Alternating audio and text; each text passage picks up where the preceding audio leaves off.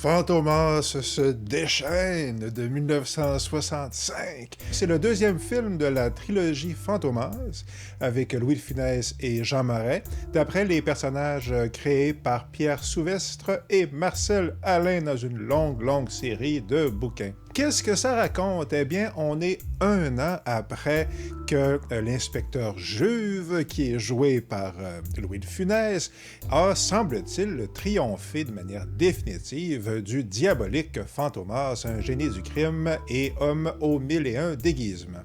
Et l'inspecteur Juve, il reçoit la Légion d'honneur. C'est un grand jour pour lui.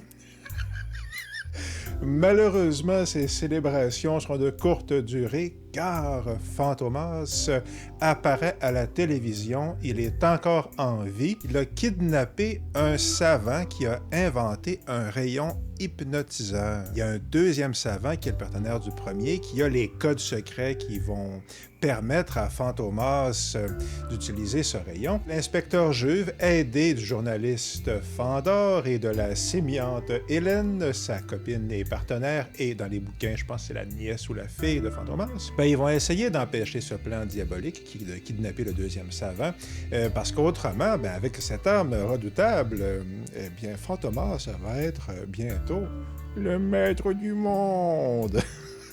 Mon ami Robert, quand j'étais à l'université, faisait la meilleure imitation de Fantomas que j'ai entendue de ma vie. À toutes les fois que j'y pense, ça me fait encore rire. Donc voilà. Il vient de publier un bouquin aux éditions Bullet, donc voilà. Les trois raisons pour lesquelles c'est bon. Louis de Funès est drôle. Oui, ça l'a terriblement vieilli. Puis, bon, quand j'étais petit, on regardait des De Funès, on se tordait de rire en se tenant le ventre, tellement c'était rigolo. Ça fait plus ça du tout, là. C'est amusant de nos jours. Mais si on compare avec, par exemple, Chaplin, Chaplin non plus, ça fait plus rire du tout. Puis honnêtement, quand je regarde des vieux de Chaplin, c'est incompréhensible que les gens aient pu trouver ça aussi hallucinamment drôle. Chaplin est un humour qui est devenu inexplicable et incompréhensible à notre époque essentiellement. Louis de Funès est plus du tout drôle comme il était dans les années 60-70. L'humour a trop vieilli pour ça, mais c'est très facile à comprendre pourquoi le monde le trouvait drôle à l'époque, parce qu'il incarne l'énergie de l'humour en quelque part. C'est un humour physique, un petit peu agaçant peut-être, mais honnêtement, j'ai toujours un grand plaisir à voir Louis de Funès. Ce qu'il fait est plus drôle, mais lui est encore drôle, si vous voyez ce que je veux dire. Finir rapidement sur Louis de Funès, c'est un peu un spécialiste de la science-fiction. En particulier, la soupe aux choux, c'est bien connu que quand j'étais petit, en tout cas, j'aimais super gros. Le gendarme et les extraterrestres. Il a joué dans Hibernatus, que j'ai essayé de réécouter récemment, puis je me suis pas rendu jusqu'à la fin, mais qui est plutôt quand même très cool. Et sans doute son meilleur film, L'aile ou la cuisse. Puis vous me direz, L'aile ou la cuisse, c'est pas de la science-fiction?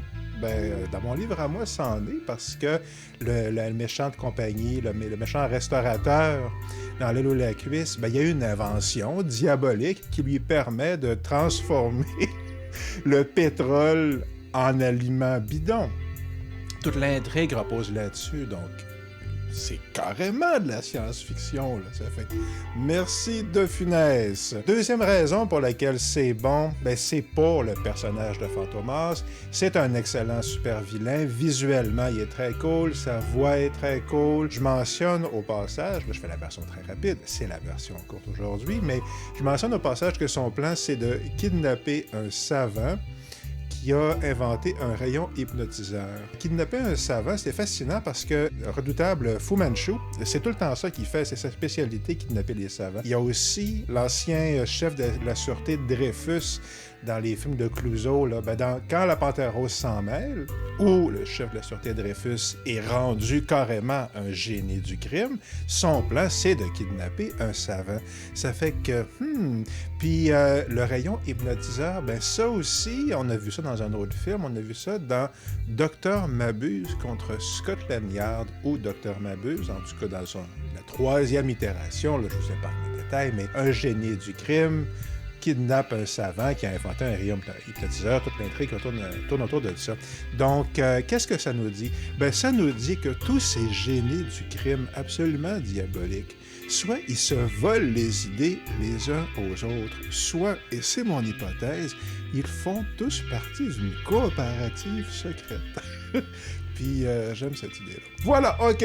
Puis troisième raison pour laquelle c'est bon, Fantomas se déchaîne, c'est un mélange de James Bond et de bande dessinée et ça fonctionne plutôt très bien. Alors le côté de James Bond, bon, on a toutes les séquences d'action, il y a une poursuite en parachute à la fin du film qui a carrément été reprise dans Moonraker de James Bond 10 ans plus tard. Il y a les gadgets, évidemment, qui font très James Bond, mais le côté BD que je mentionne, qui est ce que moi j'ai préféré dans le film, c'est que dans le dernier 25 minutes, on est dans le repère sous-marin de Fantomas, que je pense qu'il a construit près d'un volcan. Ça fait qu'encore une fois, M. Blofeld a fait la même chose. Clairement, mon hypothèse, la coop là, se vérifie. Il y a un repère sous-marin. C'est extrêmement élaboré comme décor. Il y a plein de détails. Il y a une orgue, évidemment. Il y a tout ce que vous pouvez possiblement vouloir d'un repère secret. Le dernier 25 minutes environ du film se passe dans ce repère-là, puis ça lève vraiment le film. Parce que la première heure, j'ai trouvé ça correct, honnêtement.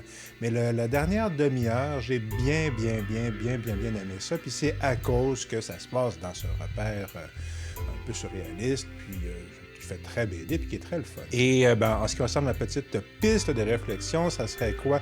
Bon, on pourrait se demander, par exemple, pourquoi est-ce que l'humour vieillit aussi mal en général? Il y aurait toute une direction qu'on pourrait aller là-dedans. Il y aurait plusieurs, hypothèses qu'on pourrait soulever, mais moi, ce que je trouverais plus intéressant, puis ça serait le fun parce qu'on pourrait comparer avec différents films, ça serait justement l'attrait du personnage du super criminel. C'est une figure qui existe depuis probablement le 19e siècle, en vérité. Fantomas, c'est un personnage qui, même à l'époque des films de Funès, date déjà de plusieurs décennies. Puis il y a des tonnes de super-criminels. Donc, c'est un concept qui a résonné dans l'imaginaire collectif. Puis la piste de réflexion, ça serait de se demander les différentes raisons. Pourquoi? Peut-être. Alors, est-ce que c'est une manifestation de l'ombre jungienne? Toutes les pulsions maléfiques, là, ou antisociales qui sont refoulées. Est-ce que c'est en lien avec cette idée-là de refoulement, une manifestation d'un besoin de la fameuse catharsis aristotélicienne, de purger nos émotions négatives, comme dans The Purge.